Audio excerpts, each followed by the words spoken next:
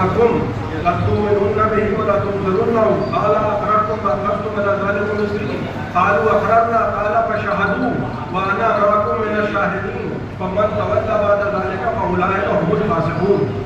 قرآن کہہ رہا ہے میرے حبیب ان کو وہ وقت یاد دلاؤ آدم کو نوح کو جب ہم نے نبوتیں عطا کی، جب ہم نے کتابیں عطا کی، جب ہم نے شریعتیں عطا کی، جب ہم نے 1,24,000 کو شریعتیں دی، کتابیں دی، نبوتیں دی، تو ہم نے یہ شرط لگائی تھی کہ وہ آخری نبی پر ایمان لائیں، آخری نبی کی نصرت کریں. جب وہ تم پر ایمان لائیں گے، جب وہ تمہاری نصرت کریں گے، تب انبیاء کہلائیں گے مومن. اب غور فرما رہے ہیں، یعنی نبی تب مومن ہے جب آخری رسول کی نصرت کرے. آدم تب مومن ہے جب نبی کی نصرت کرے. نوح تب مومن ہے جب نبی کی نصرت کرے. ابراہیم تب مومن ہے جب نبی کی نصرت کرے. اسماعیل تب مومن ہے جب نبی کی نصرت کرے. جب انبیاء نبی کی نصرت کریں گے تو وہ مومن کہلائیں گے. تو کوئی اہل غیرہ اگر نبی کو چھوڑ کے بھاگ جائے تو امیر المومنین کیسے ہو جائے؟ اور یہ امت کا معیار ہماری سمجھ میں نہیں آیا. قرآن کہہ رہا ہے انبیاء مومن تب ہیں جب آپ کی نصرت کریں. اور کوئی چھوڑ کے نبی کو بھاگے اور ڈائریکٹ پروموشن کیا جائے کہ یہ تو امیر المومنین ہے. اور فرما رہے ہیں بھئی حسب نسب کی قید ہے، یہ ولایہ اہل بیت ہے، یہ شاہراہ خاص ہے، یہ عام راستہ نہیں. قرآن کہہ رہا ہے دیکھو ان کو یاد دلاؤ کہ ہم نے وعدہ دیا تھا کہ مدد کرنا آخری رسول کی، نصرت کرنا آخری رسول کی. جب یہ تم پر ایمان لائیں گے، تمہاری مدد کریں گے، تمہاری نصرت کریں گے، تب یہ مومن کہلائیں گے. بھئی ایمان سے بتائیے کسی نبی نے قرآن کہہ رہا ہے آدم تب مومن ہے جب نبی کی نصرت کریں گے. آدم کا عیسیٰ تب مومن ہے جب نبی کی نصرت کریں گے. کسی ایک نبی نے آخری رسول کی نصرت کی؟ قرآن کہہ رہا ہے اگر نصرت نہ کریں تو یہ فاسق ہو جائیں گے. تو دل پہ ہاتھ رکھ کے بتائیے کہ یا تو یہ مانیے معاذ اللہ جو کہ ممکن نہیں ہے کہ انبیاء فاسق ہو گئے، یا یہ مانیے کہ کوئی ایک ایسا تھا کہ جو آدم کی بھی نیابت کر رہا تھا، نوح کی بھی نیابت کر رہا تھا، ابراہیم کی بھی نیابت کر رہا تھا، اسماعیل کی بھی نیابت کر رہا تھا. اسی لیے تو نبی نے فرمایا آدم کا علم دیکھنا ہے علی کو دیکھو، نوح کا علم دیکھنا ہے علی کو دیکھو. ایک صلوات پڑھتے ہیں محمد و آلہ.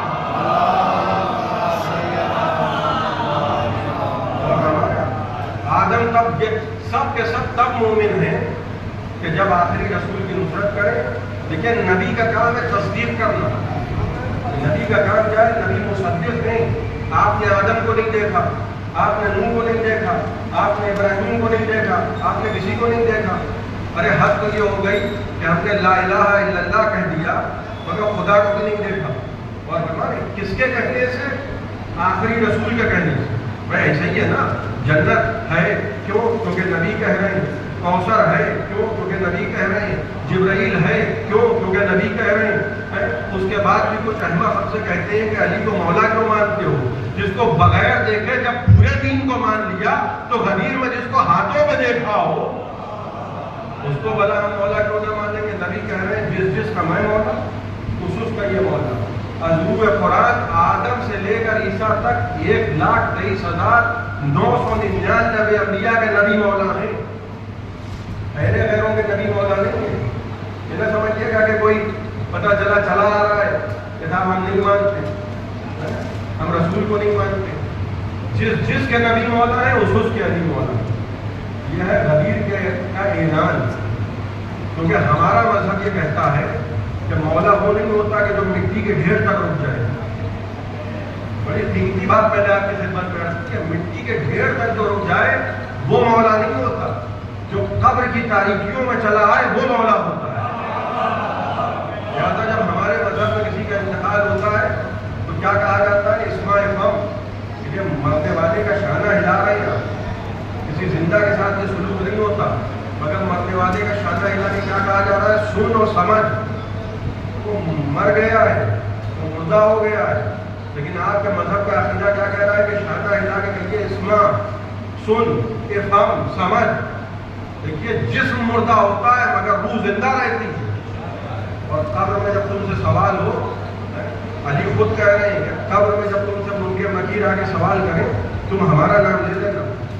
غور کر رہے ہیں تم ہمارا نام لے لینا. کوئی اور یہ ذمہ داری لینے کو تیار کیوں نہیں؟ آج تک میں نے کسی کتاب میں نہیں پڑھا کہ کسی صاحب نے فرمایا اور تخت پہ تو بہت سے بیٹھے تھے, حکومتیں تو سب نے کی ہیں, تاج تو سب کے پاس تھے, سکے تو سب کے پاس تھے, مگر آج تک کسی نے یہ نہیں کہا کہ وہ علی والے ہیں, وہ علی کا نام لیں گے. تم علی کا نام نہ لینا, تم ہمارے ہو, تم ہمارا نام لینا.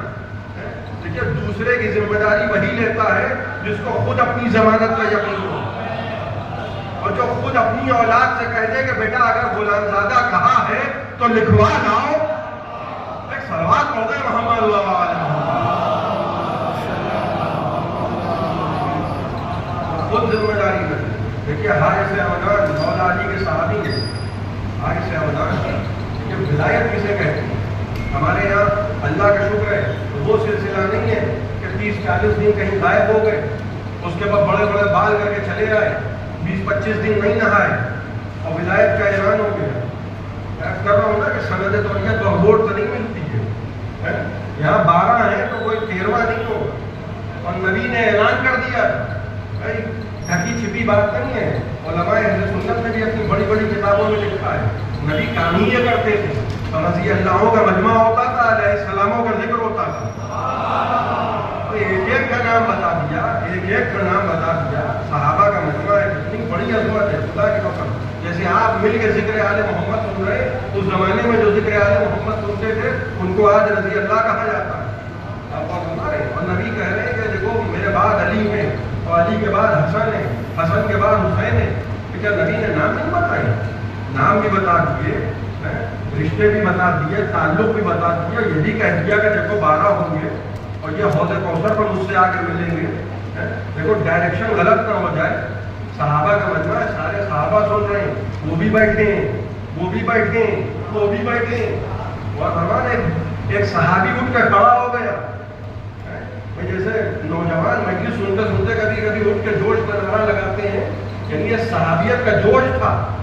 کہنے لگے کہ اس کے بعد کون ہوگا؟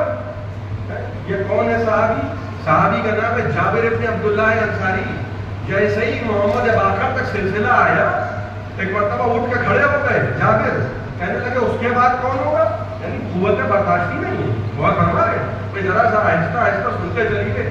کہنے لگے اس کے بعد کہا جابر 5ویں سے تو تم ملو گے. نبی کہنے لگے جابر بھائی یہاں پہ ٹھہر جاؤ, 5ویں سے تم ملو گے, اور جب تم 5ویں سے ملنا تو ان کو میرا سلام پہنچا دینا. اور ہمارے دیکھیے ہم میرے غیروں کو نہیں مانتے, ہم ان کو مانتے ہیں جن کو نبی سلام کہتے ہیں. نبی پر سلام بھیجنا اور ہے اور نبی کا سلام بھیجنا اور ہے. جابر اور کر رہے ہیں کس زمانے میں گفتگو ہو رہی ہے. جابر جوان ہے اور نبی کس کا ذکر کر رہے ہیں؟ محمد باقر کا. سامنے کون بیٹھا ہے؟ 4 برس کے حسین ابن علی.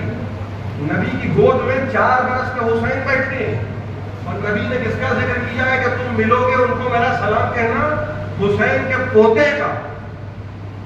جابر نے پلٹ کے یہ نہیں پوچھا اللہ کے رسول یہ جو صاحبزادے بیٹھے ہیں آپ کے نواسے, ان کا بیٹا ہوگا پھر ان کے بیٹے کا بیٹا ہوگا. آپ کہہ رہے ہیں کہ نواسے کے پوتے کو سلام پہنچا دینا, اتنی دور, تب تک میں زندہ رہوں گا. برا نہ مانے لوگ, ہم پر یہ الزام لگایا جاتا ہے کہ ہر جگہ ذکر اہل بیت, ہر جگہ ذکر اہل بیت. نہیں, ہم اصحاب کا بھی ذکر کرتے ہیں لیکن ان کا ذکر کرتے ہیں جو باوفا تھے. باوفا اصحاب کیسے ہوتے ہیں؟ نبی کہہ رہے ہیں سلام پہنچا دینا. پلٹ کے جوان صحابی یہ نہیں کہہ رہا ہے کہ اللہ کے رسول آج میں جوان ہوں, تب تک اللہ جانے میں زندہ رہوں گا کہ نہیں کہوں گا. دیکھیے صحابی اسے کہتے ہیں جس کو نبی کی باتوں میں شک نہیں ہوتا, جس کو نبوت میں شک ہوتا اس کی بات نہیں کرتا. ان کو نبی کی باتوں میں شک نہیں ہے, یہ جانتے ہیں کہ یہ سلام امانت بھی ہے, میری زندگی کی ضمانت بھی ہے. صلوات پڑھ رہے محمد وآلہ بہت بڑھنا ہے.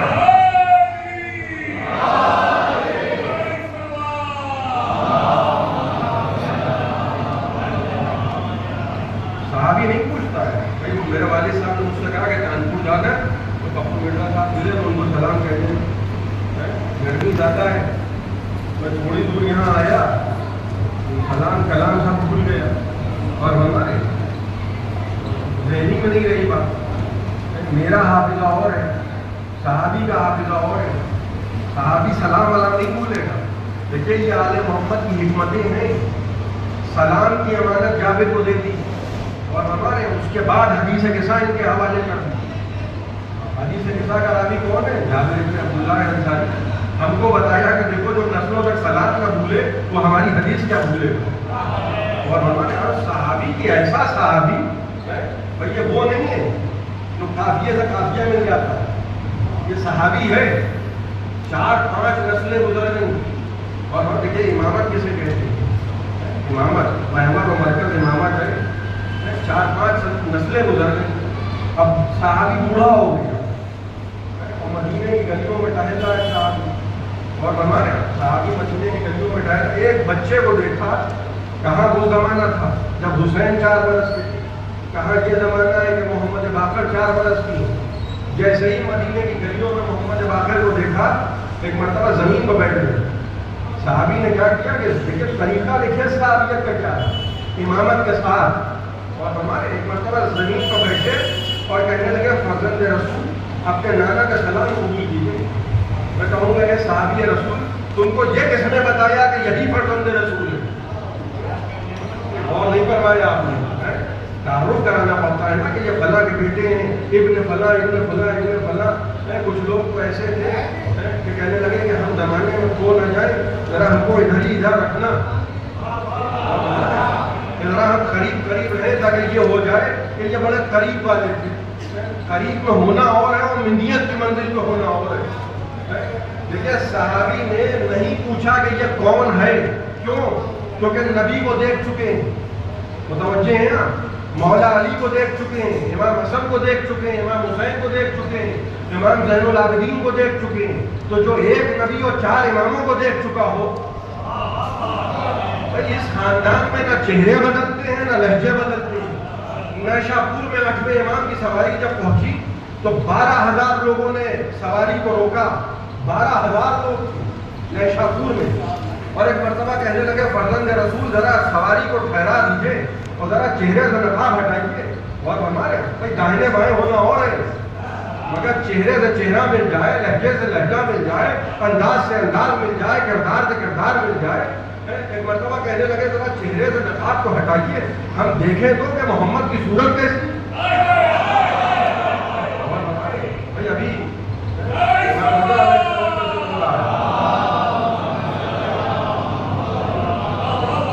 چہرے سے نقاب بھی ہٹ گیا. کہنے لگے کہ فرزند رسول ذرا بولیے تو ہم رسول کی آواز تو سنیں. 8واں دور امامت ہے, مگر خدا کی قسم نہ چہرہ بدلا نہ لہجہ بدلا. یہاں نبی کیا کہہ رہے ہیں کہ دیکھو صحابی کو کہہ رہے ہیں کہ میرا سلام پہنچا دو.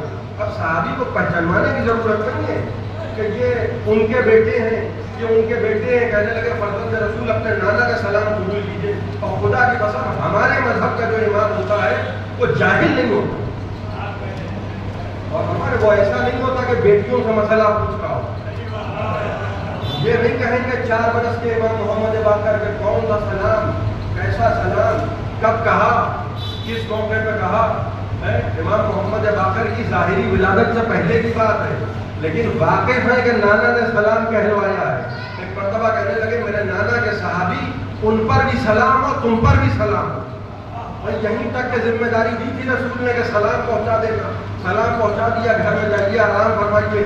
ایک مرتبہ دونوں قدموں پر امام محمد باقر کے بوڑھے رسول کے صحابی نے ہاتھ رکھے, قدم پکڑ لیا اور کہنے لگے فرزند رسول سلام پہنچایا ہے میں نے, اب مجھے جنت کی ضمانت دیجیے تب اٹھوں گا.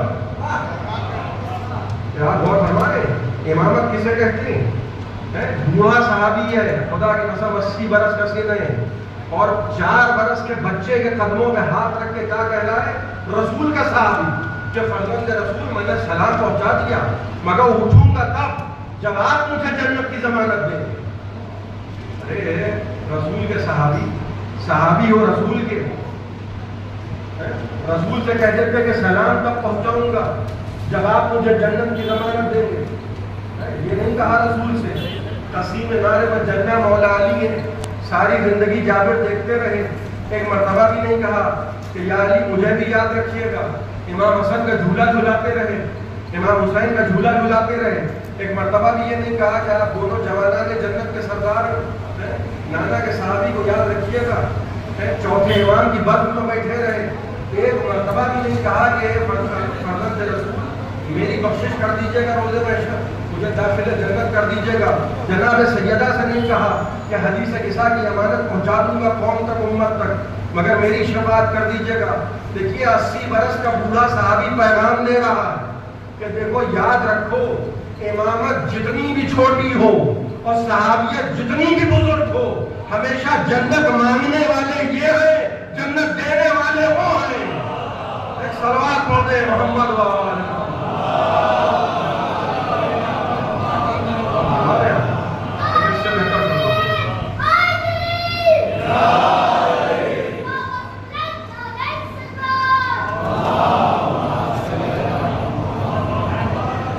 جنت دیں گے یہ اور جنت میں جائیں گے وہ. اور خدا کی قسم کوئی ساری زندگی مسجد میں بیٹھا رہا ہے اور وہیں انتقال کر دے. مسجد ہی کچھ حاصل اس کو نہیں. کیونکہ نام ہے ہمارے مذہب شیخ سلوک. شیخ سلوک اپنی حوالی میں لکھتے ہیں کہ روز محشر جناب سیدہ کی سواری کرے اور جناب سیدہ کی سواری کر کے رسول کی سواری کے سامنے کرے. اور روز محشر وہ دن ہوگا جب انبیاء پریشان ہوں. انبیاء رسول کی خدمت میں آ کے کہیں گے کہ اللہ کے رسول آپ چل کے گواہی دیجیے. اس لیے جو خدا کہتا ہے کہ جب تک کہ میرا حبیب گواہی نہیں دے گا کہ تم نے اپنے کارہائے رسالت انجام دیے تب تک کہ میں نہیں مانوں. اور فرمایا یہ ہے روز محشر. روز محشر رسول فرماتے ہیں کہ اگر کسی کا باپ اس سے راضی ہو تو بڑی حساس باتیں ہیں اور نوجوان اس جملوں کو خاص طور پر سنیں. اگر کسی کا باپ اس سے راضی نہ ہو تو وہ شخص ہوئے جنت نہیں سنگے. یہ ہمارے باپ کی عظمت ہے اور جو امت کا باپ ہو اس کی کیا عظمت ہے. اور جب ہمارا باپ ایسا ہے، جب ہمارے ماں کے قدموں کے نیچے جنت ہے، تو حسنین کی ماں کی عظمت کیا ہو. حسنین کی ماں کی عظمت یہ ہے کہ سواری آئے گی اور رسول کی سواری کے سامنے ٹھہر جائے گی اور رسول کہیں گے کہ بیٹی یہ بتاؤ کہ میری امت کے لیے سامان شفاعت کیا ہے. تو جناب سیدہ ایک مرتبہ اپنی ابا کا دامن کھولیں گے اور کہیں گی بابا آپ کی امت کے لیے سامان شفاعت یدان مکتوبتان لولدی العباس، میرے بیٹے ابو الفضل العباس کے یہ دو کٹے ہوئے ہیں.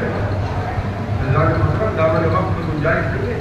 مجلس شروع ہونے میں بھی تاخیر ہوئی اور میں سمجھتا ہوں کہ اس سے زیادہ گنجائش دیں گے. یہ عظمت جناب سیدہ ہے کہ سب سے آخر میں سواری آئے گی جناب فاطمہ اور کہیں گی بابا آپ کی امت کے لیے جو سامان شفاعت ہے وہ میرے بیٹے ابو الفضل عباس ہیں. خدا کی قسم ابو الفضل عباس جناب فاطمہ کے بیٹے ہیں. ابو الفضل عباس جناب ام البنین کے بیٹے ہیں. لیکن عباس کا کردار کربلا میں ایسا ہے کہ روز محشر زہرا عباس کو اپنا بیٹا ہے. میرا بیٹے ابو الفضل عباس. جب قافلہ رکا ہوا کہ قافلہ جب جانے کے لیے تیار ہوا 28 رجب کو، تو ماں نے بلایا عباس اور عباس آئے تو اسے میں ماں کے قدموں میں سر رکھ دیا. کہا ماں کیوں بلایا ہے؟ کہا عباس پریشان نہ ہو، تمہیں جانے سے نہیں روکوں. عباس تم بھی جاؤ، پھر تو بھائیوں کو ساتھ لے جاؤ، اپنے ایک بیٹے کو ساتھ لے جاؤ عباس، مگر یاد رکھنا اگر تم زندہ رہے اور حسین کے جسم پر ایک زخم آ گیا تو بنی دودھ نہ بچے گی. جاؤ عباس، مگر زینب کی چادر سے ہوشیار ہے. جاؤ. اس مرحومہ کے سارے سوال کی وجہ سے میں چاہتا ہوں چند جملے جناب زینب سلام اللہ علیہ کے سلسلے میں کروں. خدا کی قسم جب عباس جانے لگے اور رخصت آخر کے لیے جناب زینب سے ملاقات کرنے کو آئے تو ایک مرتبہ جناب زینب نے بھائی کو بڑی حسرت بھری نگاہوں سے دیکھا اور کہنے لگی عباس جب 20ویں رمضان کو بابا اس دنیا سے رخصت ہو رہے تھے تو مجھے قریب بلا کے کہا تھا زینب ایک روز ایسا آئے گا کہ تم کو رسیدوں میں باندھ کے بازاروں میں لائے گا. کیا؟ کہنے لگی عباس میں اکثر یہ سوچا کرتی تھی کہ جس کا تم جیسا بھائی ہو، جس کا تم جیسا بھائی ہو، بلا اسے بازاروں میں کون لائے؟ لیکن عباس اب تم جا رہے ہو، مجھے یقین ہے کہ وہ وقت بہت جلد آنے والا ہے۔ عباس جاؤ، مگر یاد رکھنا تمہارے بعد آقا حسین بچیں گے نہیں۔ جناب زینب کے دو بیٹے ہیں، جناب محمد۔ مگر کیا کردار ہے خدا کی قسم اس خاتون کا، جناب زینب کا کیا کردار ہے کہ جب بیٹوں کے جنازے آئے ہیں تو جناب زینب نے اور محمد کے جنازوں میں فاصلہ کر لیا، اور جب فاصلہ ہو گیا تو جناب زینب نے سجدے میں سر رکھا، کہا پروردگار میرے بچے قربان، میرا بھائی سلامت۔ ایک آنسو اور محمد کا نہیں بہایا، یہاں تک کہ یہ لٹا ہوا قافلہ جب بھی کہیں گیا اور محمد کا ذکر ہوا، جناب زینب کی آنکھوں میں آنسو رہے کہ لٹا ہوا قافلہ کبھی کوفے کے بازاروں میں، کبھی کوفے کے دربار میں، کبھی شام کے بازار کے صدر دروازے پر 72 گھنٹے قافلہ کھڑا رکھا گیا، اور اس لیے کھڑا رکھا گیا کیونکہ بازار کو سجایا جاتا ہے۔ خدا کی قسم کیا کلیجوں میں گزری ہوگی۔ اسی لیے چوتھے امام فرماتے تھے جب بھی کوئی پوچھتا تھا مولا سب سے زیادہ مصیبت کہاں پڑی، تو کربلا کا ذکر نہیں کرتے تھے بلکہ شام کا ذکر کرتے تھے۔ جناب زینب اور زندان شام، جناب زینب اور بازار شام، 72 گھنٹے قافلہ کھڑا رکھا، اور جب آہستہ آہستہ بازار کا قافلہ گزر رہا تھا، وسط میں ایک مسجد تھی، ایک مسجد سے بوڑھا شخص برآمد ہوا اور چوتھے امام کے سامنے آ کر کھڑا ہوا اور کہنے لگا خدا کا شکر ہے کہ جس نے تمہیں ذلیل کیا۔